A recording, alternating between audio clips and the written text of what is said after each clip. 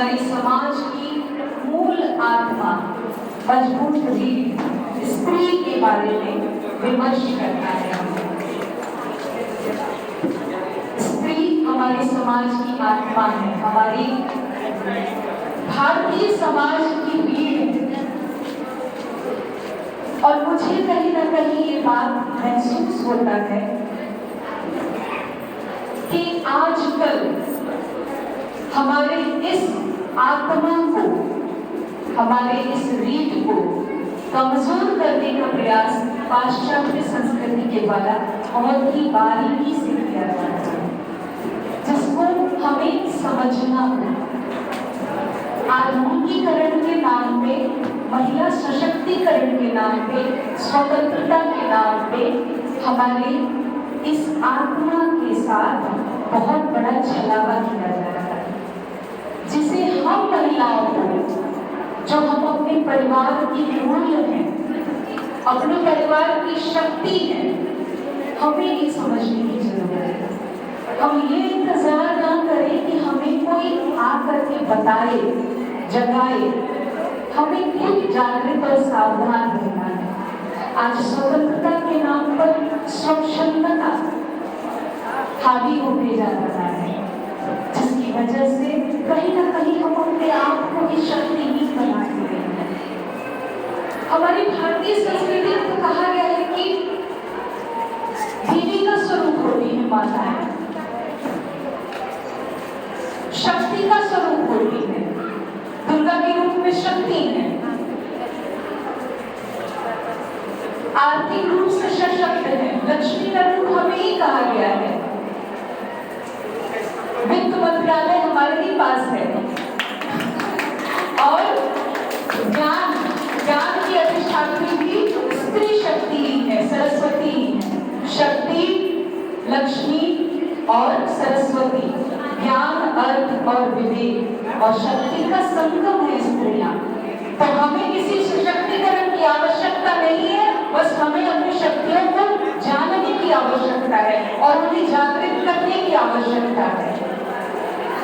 भगवद गीता में भगवान श्री कृष्ण ने कहा है, मृत्यु सर्वहरश्चाहम् उद्भवश्च भविष्यताम् कीर्ति श्रीवाच लज्जा मेधा धृति क्षमा।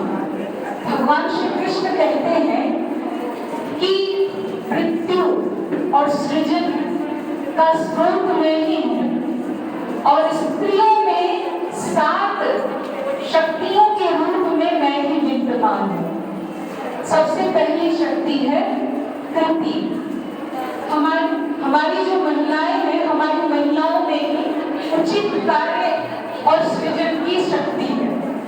हम अपने उचित कदमों से, उचित कार्यों से कीर्ति बटोरते हैं और परिवार को और अपनी संतानों को भी सिर उठा के जीने का हक देते हैं। हाँ या ना? देखते हैं ना, एक महिला पे ही शरीर की पूरी पगड़ी होती है। महिला अपने परिवार का सम्मान और कीर्ति को बढ़ाती है। श्री, दूसरी शक्ति है श्री, यानी कि श्री लक्ष्मी का प्रतीक है, समृद्धि का प्रतीक है। तो एक स्त्री ही अपने परिवार को समृद्धि भी प्रदान करती है। तीसरी शक्ति है वाणी। वाणी, अपने वाणी की मधुरता से, अपने विवेक से, अपनी वाक्पटुता से स्त्री परिवार को जोड़ के रखती है। तो ये भी एक बहुत बड़ी शक्ति है। लज्जा, यानी कि गरिमा से, अपने संस्कारों से स्त्री अपने व्यक्तित्व को एक ऊंचाई प्रदान करती है। और उसके बाद आता है मेधा, यानी कि अपने विवेक से, अपने ज्ञान से स्त्री अपने जीवन के साथ साथ अपने परिवार, अपने बाल बच्चों, अपनी पीढ़ियों को भी संस्कारित करती है, सही दिशा, सही मार्ग दिखाती है। तो ये शक्ति है स्त्री। और उसके बाद छठा है धृति। धृति यानी कि धैर्य, संयम। ये धैर्य और संयम स्त्री का श्रृंगार होता है और ये श्रृंगार के रूप में भी भगवान श्री कृष्ण और सबसे अंतिम है क्षमा। क्षमा, माफ करना, ये सबसे बड़ा गुण होता है स्त्रियों का।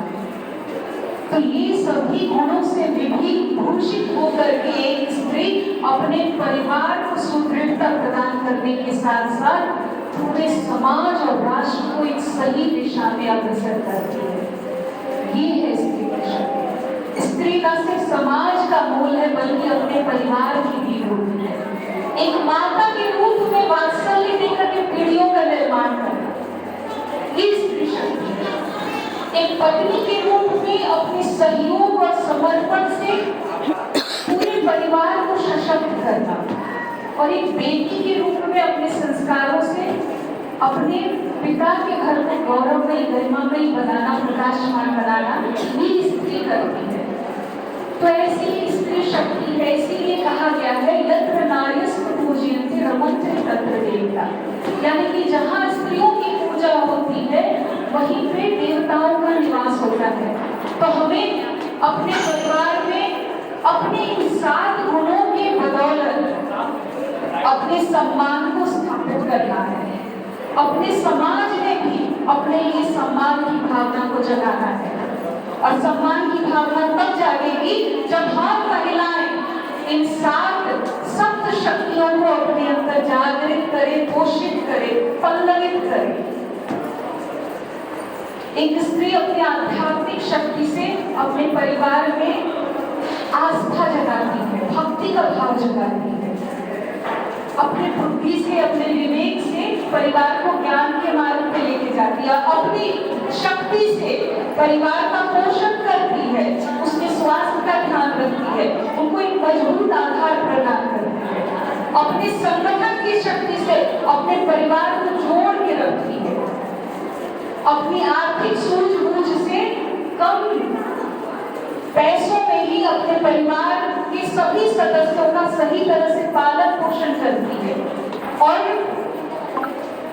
संकट के समय के लिए कुछ बचा के भी रखती है।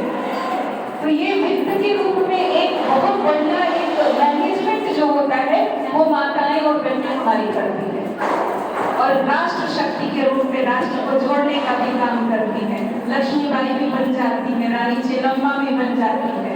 तो इस तरह से हमारी जो मातृ शक्तियां हैं, मैं यही आह्वान करूंगी आज इस मंच से कि हमारी मातृ शक्तियां कहीं भी कम नहीं है, सशक्त है, सक्षम है। बस जरूरत है अपनी शक्तियों को पहचान लें, अपनी शक्तियों को जागृत करें और अपने परिवार को मजबूत सुदृढ़ करें।